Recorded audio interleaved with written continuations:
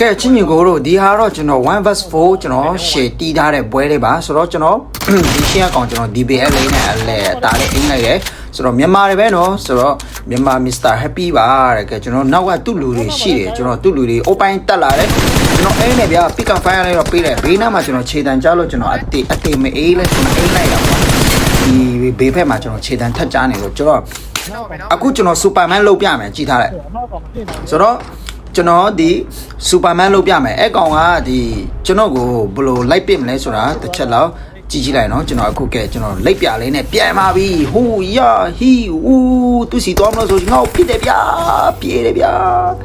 အရှိမငါ DB ရဲ့ကင်နာတဲ့တစ်ချက်မှန်နဲ့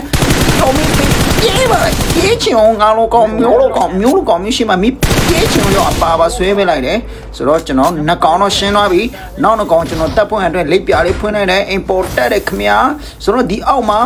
ကြီးထိုးနေတယ်ကွာရေးထဲမှာကြီးထိုးနေတယ်